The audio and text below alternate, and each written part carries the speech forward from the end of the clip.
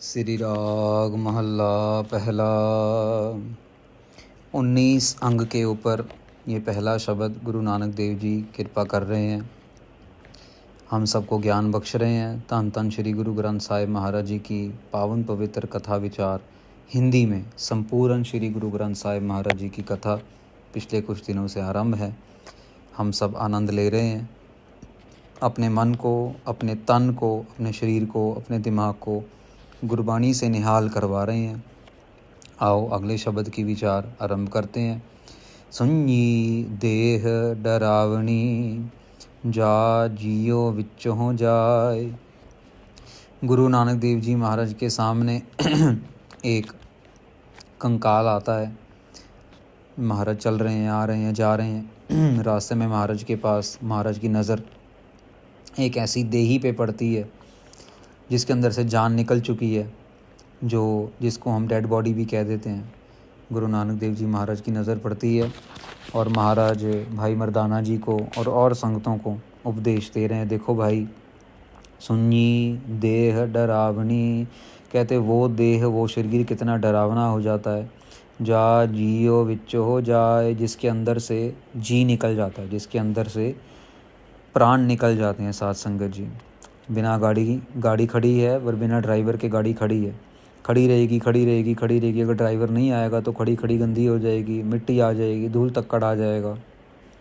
कुछ समय बाद जंग लगना शुरू हो जाएगा, शीशा वीशा फूट जाएगा, टायर पंचर हो जाएंगे, करते खंडर हो जाएगी। क्यों? क्योंकि अंदर ड्राइवर नहीं है, चलाने वाला नहीं है। इसी तरह महाराज कह रहे हैं कि अगर शरीर के अंदर चेतन सत्ता ना हो, परमेश्वर की अंश ना हो, आत्मा ना हो, तो वो शरीर डरावना हो जाता है। उसको फिर फटाफट मरने के बाद लोग कहते हैं अरे ले जाओ इसको, तो इसके अंदर भूत ना आ जाए कहीं पे। फिर ऐसी बातें होनी शुरू हो जाती हैं क्योंकि उसी शरीर में से डर लगना शुरू हो जाता है। तो गुरु महाराज कह रहे हैं देखो कितना सुंदर हुआ करता था कभी, लेकिन सुंदर क्यों होता था? क्यों? क्योंकि ईश्वर की, परमेश्वर की सत्ता थी अंदर, परम आत्मा की आत्मा का अंश था। लेकिन अभी क्या है, उस परम आत्मा की आत्मा निकल गई, अंदर से प्राण निकल गए, तो शरीर भी बिल्कुल डरावना लगने लगा। पाए बलंदी विझवी, तीयो न निकस्यो काय। महाराज कह रहे हैं कि जो अंदर की आग थी, जठरा अगन जिसको हम कह देते हैं, बच्चा एक पानी की बूंद और एक कह लीजिए कि खून से बनना शुरू होता है उसका नाक, कान, बाजू, शरीर सारा बनता है। कैसे बनता है? करके अंदर जठरा अगन है, अंदर हमारे अंदर अग्नि है। वो अग्नि जब बुझ जाती है, जो उसके अंदर का कह लो कि धुआं है, जो हमारे अंदर की गर्मी है, शरीर बिल्कुल ठंडा पड़ जाता है ना। साथ संगत जी, जिनको पता है, जिन्होंने कभी डेड बॉडीज़ को मैनेज किया है, देखा है, घर में कोई मौत हुई है उनको पता रहा होगा, शरीर बिल्कुल ठंडा हो जाता है और जो सांस है वो चलनी बंद हो जाती है। धुओं ना निकस्यो काय, फिर जो हमारी सांस का जो धुआं है वो निकलना बंद हो जाता है। तो एक सिस्टम ऐसा बनाया परमेश्वर ने, इतनी अच्छी इंजीनियरिंग मशीनरी लगाई है अंदर की, हर एक चीज़ का कोई ना कोई लॉजिकल रीज़न है। पंचे रुन्ने दुख भरे, बिन से दूजै पाए। महाराज कहते हैं जितने भी जो हमारे यहाँ पे पंचे रुन्ने, यहाँ पे दो अर्थ बनते हैं साथ संगत जी, कि जो हमारे साख संबंधी हैं वो, या फिर जो हमारे इंद्रियां हैं। तो हमारी 5 इंद्रियां हैं साथ संगत जी। स्पर्श, हमें जो देख सकते हैं, जो हमारा देखने का, नज़र का है, जो सुनने का है, जो स्वाद का है, ये हमारी इंद्रियां हैं। ये इंद्रियों से ये इंद्रियां जो हैं ये मन से जुड़ी हुई हैं। ये इंद्रियां जो हैं, अभी स्वाद है, आपको मीठा लगा, आपने रूह अफ़ज़ा पिया, मीठा लगा, लेकिन वो मिठास को देख नहीं सकते, वो मिठास को महसूस कर सकते हैं। आपने देखा हेमकुंड साहिब, या आपने दरबार साहिब, गोल्डन टेम्पल देखा, हरिमंदिर साहिब, बहुत सुंदर लगा, लेकिन वो सुंदर क्या है? वो एक महसूस कर सकते हैं, एक फीलिंग है और कुछ भी नहीं है। तो ये इंद्रियां हैं साथ संगत जी, ये 5 इंद्रियां जो हैं ये बिल्कुल चुप कर जाती हैं, बिल्कुल रोने लग जाती हैं, जैसे कि रिलेटिव्स हमारे जो साख संबंधी हैं वो रोते हैं। और क्या होता है? बिन से दूजै पाए।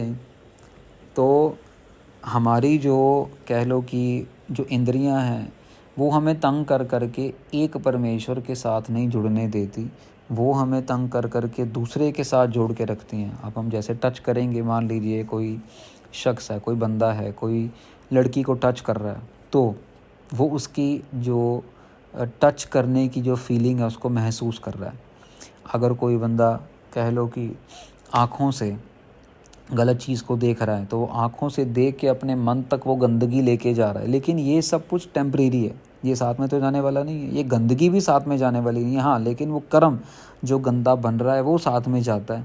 तो यहाँ पे महाराज समझाने की कोशिश कर रहे हैं कि दूसरी प्यार के चक्कर में तू अपना सब कुछ गवा रहा है। मूढ़े राम जपो गुण सार, कहते हैं मूर्ख राम जपो गुण सार, जिसके अंदर सारे गुण हैं उस राम को जप, उसके गुण भी अपने अंदर धारण कर। गुण सार, सार मतलब प्रिजर्व करना, गुण सार। हाँ मैं ममता मोहनी सब मुट्ठी अहंकार, महाराज कहते हैं कि जो हाँ मैं है, जो ममता है, ये एक तरीके से मोहनी है, मतलब कि सांप की तरह है। ये सब मुट्ठी अहंकार, अहंकार के कहने पे ये सब कुछ लूटती जा रही है। अहंकार सब कुछ लूटता जा रहा है, सबको लूटता जा रहा है, सब कुछ और सबको लूटता जा रहा है। रहा आगे नहीं, यहाँ पे पांचों चीज़ें आ गई ना, हाँ मैं, ममता, मोहनी, मुट्ठी अहंकार, ये सब मुट्ठी भर के ये अहंकार जो है ये लूटता जा रहा है। ये बहुत अच्छी लगती है, मोहनी मतलब बहुत अच्छी लगती है, लेकिन जब पैसे चार आ जाते हैं तो साथ संगत जी पीछे ही हम लोग यात्रा कर रहे थे, मतलब आ रहे थे फ़्लाइट में, तो साथ वाले बंदे ने टीवी में लगाया, तो वो टीवी में लगाया ऐसा, ऑब्वियसली आपकी नज़र पड़ती है, तो ऐसा कोई वो फ़िल्म चल रहा था जिसमें बंदा गरीब होता है, गरीब होते होते उसकी कोई अच्छी नौकरी लग जाती है या शेयर मार्केट में उस पैसा कमा लेता है। अब वो पैसा कमाने के बाद अय्याशी में आ जाता है, खूब अय्याशी में पैसे उड़ाता है, शराब पीना, नशा करना, ये करना, फिर पुलिस पीछे पड़ जाती है, परिवार से दूर हो जाता है, घर बार सब खतरे में आ जाता है। अब पैसा कमा तो लिया, पैसा को छुपाना भी है, उसको यूज़ भी करना है। जैसे जैसे पैसा आता जाता है, जैसे जैसे जो कह लो माया का प्रभाव बढ़ता चला जाता है, वैसे वैसे बंदे का मन भी अय्याश हो जाता है, बंदे का मन भी बहुत ज़्यादा ढीला पड़ जाता है। जब देखो उसको, जहाँ देखो बंदा मोड़ लेगा, गलत कामों की तरफ लगा लेगा, शराब क्या, नशा क्या, औरतबाजी क्या, हर एक जगह उसकी जो है वो अंदर से ही उसके अंदर ऐसी चीज़ें चेंज आनी शुरू हो जाती हैं करके उसको ऐसा लगता है कि मेरे पास तो बहुत कुछ आ गया, बहुत, मैं तो बहुत बड़ा बन गया।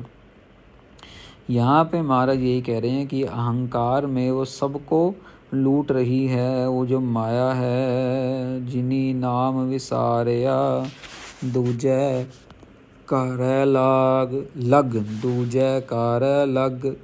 महाराज कह रहे जिसने नाम को विसार दिया, जिसने नाम को भूल गए, वो तो फिर दूसरे रास्ते भी चलेगा, वो तो फिर कहाँ वो किसी साधु महात्मा की बात को समझेगा साध संगत जी, कहाँ वो लोगों के दिमाग में सेवा करने का भाव का कोई ख्याल भी नहीं है। अपने लिए करोड़ों करोड़ों की ज़मीनें ले लेंगे, लेकिन अगर किसी गरीब की फ़ीस भरने का टाइम आ गया, या कहीं पे किसी की दारू दवा करने का टाइम आ गया, या कभी किसी को कोई चीज़ देने का टाइम आ गया, किसी के घर में पंखा नहीं है, पंखा देने का टाइम आ गया, पंखा ख़राब हो गया, लाइट ख़राब हो गई, देने का टाइम आ गया, क्या 1000-1500 रुपये की चीज़ है वो, लेकिन इतनी बड़ी लिस्ट गिनवाएंगे, इतना दुख है हमें, ये है, हमें वो है, हम ऐसा हो गया, वैसा हो गया।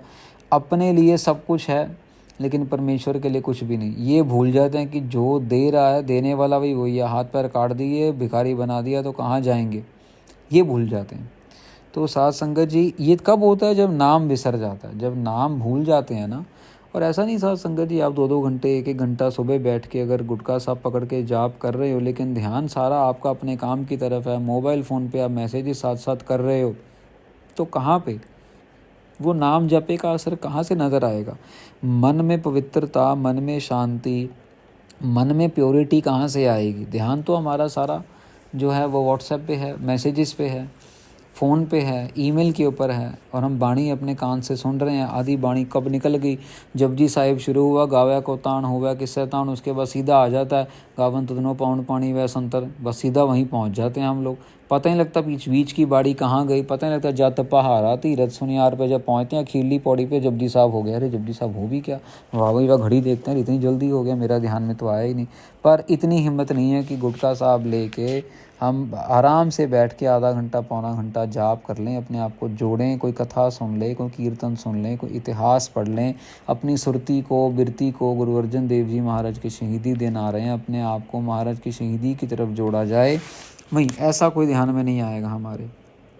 हमारे ध्यान में ये आएगा छुट्टी आने वाली है, बच्चों को लेके घूमने कहाँ जाना है। यही आएगा कि छुट्टी आने वाली है, कपड़े लेने हैं, अलमारी पूरी भरी पड़ी है लेकिन कपड़े लेने हैं। हमारे ध्यान में ऐसी चीज़ें आएंगी। साथ संगत जी, दुविधा लागे पच मुए अंतर तृष्णा अग। महाराज कहते हैं दुविधा में पड़े हो और पच मुए, मतलब कि ये समझ लो कि मरना ही है, बस पच के मरना, जैसे पछतावे के साथ बंदा मरता है ना। अंतर तृष्णा अग, अंतर तो इतनी तृष्णा लगी हुई है, तृष्णा की आग में अपने आप को जला रही है। जो तृष्णा है ना साध संगत जी, ये अग्नि का रूप है। आप जब आशा, एक तो होती है आशा, यार काश हमारे पास गाड़ी होती। अब ये आशा है, ये हमारी एक आस है। पर क्या है कि वो गाड़ी लेने के लिए अब हमारे पास पैसा नहीं है। अब पैसा नहीं है तो पैसा इकट्ठा कहाँ से करना है, ये तृष्णा है। ये ऐसी आग है जिसमें अलग अलग स्कीम लगाई जाएगी। अरे इसको झूठ बोलते हैं, इससे उधार ले लेते हैं, इससे ये कर लेते हैं, इससे लोन ले लेते हैं, यहाँ वहाँ पे वो गाड़ी है, वो आदमी कब जाता है कब आता है, उसकी गाड़ी चुरा लेते हैं। ये तृष्णा की आग में हम जलते रहते हैं। आस रखना पहला स्टेप है, लेकिन उस आशा को पूरी करने के लिए जब हम तृष्णा रूप में अपने आप को जलाते हैं ना, फिर साथ संगत बहुत मतलब कह लो कि गलत काम हमसे सबसे हो जाते हैं। गुर राखे से उभरे होर मुट्ठी धंधा ठग। महाराज कहते हैं कि गुरु रखेगा तो हम, मतलब अगर गुरु हमें बचा सकता है तभी हम उभर सकते हैं। बाकी तो सब जो हैं वो ठग हैं। और मुट्ठी धंधा ठग, बाकी के सारे धंधे जो हैं दुनिया के वो ठग हैं, वो ठगने वाले हैं, चीटिंग करने वाले हैं। उनके हाथ में जितने भी काम धाम हैं वो सब ठगी से रिलेटेड हैं। पूरा गुरु अगर शब्द से बचा ले तो वो है एक, समझ लो कि रास्ता जहाँ पे हमें ये भव सागर से बचाया जा सकता है। क्योंकि पूरा गुरु शब्द से जोड़ता है और शब्द जो है वो ज्ञान देता है। और जब ज्ञान मिलता है तो पता है झूठ नहीं बोलना है, पता है चोरी नहीं करनी, पता है नाम जपना है, पता है अमृत वेले उठना है और गुरबाणी को अपना आधार बनाना है, ये सब कुछ पता है। तो यहाँ पे पूरे गुरु, अगर पूरा गुरु रख ले, गुरु राखे से उबरे, वो ही बच सकते हैं जिनको गुरु रख ले। मन मुई प्रीत प्यार गया मुआ वैर विरोध। जैसे ही मरते हैं, आमतौर पे देखा होगा आपने, जैसे कोई मरता है तो आ जाता है ना कि मुई प्रीत, धीरे धीरे करके जो है प्यार चला जाता है। क्योंकि प्यार तो जिंदे लोगों के साथ है। याद आती है, थोड़ी देर फ़ोटो वोटो देख ली, पर जब बंदा सामने ही नहीं है तो फिर उसकी याद भी क्या आएगी। जब बंदा सामने ही नहीं है, बातचीत करने वाला कोई नहीं है, उसको खिलाना पिलाना बनाना करना सब चले जाता है, याद रह जाती है। धीरे धीरे करके प्यार भी कम हो जाता है। फिर जब पहले 24 घंटे उसके लिए कुछ सोचना बनाना खाना, फिर करते करते वो 2 घंटे 1 घंटे 5 मिनट 10 मिनट, फिर कई दिन तक याद भी नहीं आती, कई दिन तक ध्यान भी नहीं जाता। फिर कोई ध्यान लाएगा वापस सब उसके बारे में, बारे हाँ वो ऐसा था, वो वैसी थी, वो ये था, वो था। मोही प्रीत, जैसे ही बंदा मरा उसकी जो प्रीत थी, उसके साथ जो प्रीत थी वो भी चली गई, प्यार जो था वो भी चला गया, प्यार गया मुआ वैर विरोध। अब किसी के साथ किसी की दुश्मनी है, पर दुश्मन मर ही गया तो क्या दुश्मनी निभाएगा, क्या दुश्मनी पालेगा। तो जैसे ही बंदा मर जाता है तो दुश्मनी भी साथ के साथ ही, चल यार ख़त्म हो गया, अब तो क्या करना, उसकी क्या दुश्मनी, तो चला ही गया वो। हाँ ठीक है ना। तो मतलब वो महाराज कह रहे हैं जैसे ही बंदा मरता है बंदे के साथ वैर विरोध भी चला जाता है। धंधा थक्का हाउ मुई ममता माया क्रोध। महाराज कहते हैं कि धंधा थक्का हाउ मुई। महाराज कहते हैं कि जब अहंकार मर गया। जब अहंकार मर गया तो अहंकार के साथ साथ बंदे की ममता भी मर गई। जो बंदे की माया थी, जो क्रोध था, जो बंदे की कह लो कि पकड़ थी दूसरों के साथ, बंदे का जो धंधा था, जो कर कर के वो थक गया था, वो जैसे ही ये धंधा ख़त्म हुआ, मतलब कि जैसे ही शरीर का लेना देना ख़त्म हुआ, आदान प्रदान ख़त्म कर दिया परमेश्वर ने, वैसे ही जो है वो उसके साथ साथ उसके जो साथ में चिंबड़े हुए थे काम क्रोध लोभ मोह अहंकार माया, ये सब भी ख़त्म हो गई। कर्म मिलै सच पाइयै गुरमुख सदा निरोध। महाराज कह रहे हैं पर ये कर्मों के साथ होता है, ऐसा नहीं। कर्म मिले सच पाइए, पूरा गुरु सच्चा गुरु कर्मों के साथ मिलता है। हम लोगों को गालियाँ निकालते रहे, हम लोगों को साथ झूठ फरेब करते रहे, वापस तो आता है साथ संगत जी, आज नहीं तो कल नज़र तो आता है। ये तो आता है जनरेशन्स के साथ आता है। ऐसा नहीं कि पाप कर ली और पाप हवा में उड़ जाएगा, बस ऐसे ही हो जाएगा, ऐसा नहीं है साथ संगत जी। किसी को दिल दुखाना, किसी का झूठ बोलना, किसी का झूठ बोल के किसी का नुकसान करना, किसी की निंदा करनी, किसी की चुगली करनी, किसी को धोखा देना, ये सब वापस तो आते हैं, आज नहीं तो कल तो वापस आते हैं ऐसा। और फिर ऐसा दुख दे के जाते हैं, ये इंसान पागल पागल हो के ही मरता, उसके बाद फिर ये मतलब मौत तक पीछा नहीं छोड़ता। ये जो नुकसान वाला काम है, पूरे कर्म हों, अच्छे कर्म हों, तब जाके सच पाइयै गुरमुख सदा निरोध। महाराज कहते हैं जो गुरमुख है वो जो है इस कह लो कि सदा निरोध, वो बैलेंस बना के रखता है, वो रोक के रखता है बुरे कर्मों को। जो गुरमुख है वो अच्छे कर्मों को पकड़ के रखता है, बुरे कर्मों को रोक के रखता है। निरोध सच्ची कार सच मिलै गुरमत पल्लै पाए। महाराज आगे वचन करते हैं, सच्ची कार है सच मिले। भाई सच्चा काम करेंगे तभी सच्चा मिलेगा, सच्चा मिलेगा तो गुरमत पल्लै पाए, तब जाके गुरु की मत मिलेगी, मन की मत छोड़ देंगे। और साथ संगत जी गुरु की मत क्या है? गुरु की मत ये है कि अमृत वेले उठो और अपना नाम जपो, रात को सोने से पहले अपना नाम जपो, ये गुरु की मत है। अब मन मत क्या है, अपनी मत क्या है हमारी, जो हम अपनी मर्ज़ी से सुबह उठना नहीं, रात को लेट तक टीवी देखना, रात को पब में जाना, क्लब में जाना, होटलों में जाना और दारूबाजी करनी और लोगों के साथ घूमना फिरना, मार्केट में जाना, ये करना वो करना, कभी पिज़्ज़ा कभी ये कभी वो, ये मन की मत है। अब जितना ज़्यादा हम अपने आप को इस ध्यान में रखेंगे, यार आज क्या खाएं, आज क्या करें, सिंपल सा गुरु अमरदास जी महाराज ने रोज़ दलिया खाना, तीसरे गुरु अमरदास जी महाराज, दलिया खाना और फ्रूट खाना। उनको कुछ सोचने की ज़रूरत नहीं पड़ती थी कि भैया मैं क्या खाऊं, मटर पनीर बनाएगा या शाही पनीर बनेगा या दाल मखनी बनेगी, ना। उनका एक ही टेस्ट और उन्होंने एक ही चीज़ को अपने टेस्ट से बना के रखा। तभी गुरु महाराज ने भी ना देग तेग फतेह कहा। जो तेग बनानी है ना, जो देग बनानी है, देग कड़ा प्रसाद, कि भाई गुरुद्वारे आके और कुछ मिलेगा नहीं मिलेगा, लेकिन देग मिल जाएगी। और देग में आटा भी है, चीनी भी है, देसी घी भी है, पानी भी है, सारे न्यूट्रिएंट्स बीच में है और सारी कृपा बीच में है प्रसाद के रूप में। तो देग तेग फतेह। और ये देग बनाने का ये भी कारण है कि जो मन है आजू बाजू ना भटके, कम से कम दिन में 2 बारी देग खाई तो चलो भाई अपना काम हो गया। और कुछ खाना मिले ना मिले, देग से ही पेट जो है वो भर जाता है। जो सो नर जम्मै ना मरै, ना आवे ना जाए। जिसने गुरु की मत धारण कर ली साथ संगत जी, फिर ना तो वो कभी मरता है ना उसका जन्म होता है। वो आशा करके जन्म नहीं लेता और वो कर्म करके मरता नहीं है। इंसान का जन्म होता है साथ संगत जी आशा के साथ, भी मेरा बच्चा हो जाए, मेरा ये हो जाए, अरे यार मैं इस जन्म में कितना गरीब बना है ईश्वर, मुझे अगले जन्म में जो है वो अच्छे घर में जन्म दियो, मेरे पास पैसा हो। हे ईश्वर मैं इस जन्म में लड़की बन गई, मेरे को काम नहीं करने देते, मुझे अगले जन्म में लड़का बनाइयो। ये ऐसी ऐसी आशा कर करके हम जो है अगले जन्मों का रास्ता खोल देते हैं, पहले ही खोल देते हैं।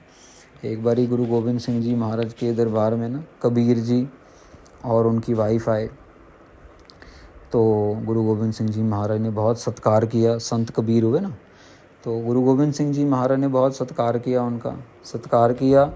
तो महाराज उनको मतलब संगत जो है वो देख के बड़ी हैरान हुई कि भाई महाराज सत्कार कर रहे हैं, तो ये कौन है। तो महाराज से पूछा, महाराज ये कौन है, आप इनका इतना सत्कार कर रहे हो, प्यार से बुला रहे हो, ऊपर बिठाया है। और महाराज कहते खुद ही पूछो। तो जो मेल थे, जो कबीर थे, मतलब जो अब कबीर सामने बन के आए, वो बोलते हैं कि भाई मैं कबीर की वाइफ थी लोई, और ये जो हैं ये कबीर थे। तो ये बहुत संगत को जोड़ते थे, सेवा करते थे, सब कुछ करते थे। और मेरे को समझ नहीं आया कि भाई ये ईश्वर का रूप है, परमेश्वर का रूप है, ये अवतार हैं, ये भगत हैं, मैं इनकी सेवा अच्छे से नहीं कर पाई। मैंने जाते जाते फुरना कर लिया कि महाराज इस जन्म में तो मैं इनकी सेवा नहीं कर पाई, मुझे अगला जन्म एक और दो ताकि मैं इनकी अच्छे से सेवा कर सकूं। तो महाराज ने अब वो जन्म दिए जिसमें मुझे उन्होंने बंदा बना दिया कि मैं बाहर जाऊं, कमाऊं, लेके आऊं खाना पीना और इनको खिलाऊं, इनकी सेवा करूं। और इनको, ये कबीर थे, इनको लेडी बना दिया, क्योंकि मेरे फुरने की वजह से इनको आना पड़ा धरती के ऊपर। ये नहीं चाहते थे, पर क्योंकि मैंने फुरना कर लिया, मैंने आशा कर ली, तो इनको भी आना पड़ा। तो साध संगत जी, ये चक्रों में हम पड़े ही रहते हैं। ये ऐसी कर्मों की गति के साथ आशा और मनसा के चक्कर में पड़े ही रहते हैं। आपका नहीं भी मर्जी होगी तब भी अगले के मनसा की वजह से और आपके कर्म, क्योंकि आप न्यूट्रल हो, आपको को लेना देना ही नहीं है। जो कर रहा है ईश्वर अच्छे कर रहा है, भला कर रहा है, जो कर रहा है चंगा कर रहा है, तो बस वो चंगे में ही चंगा हो जाता है।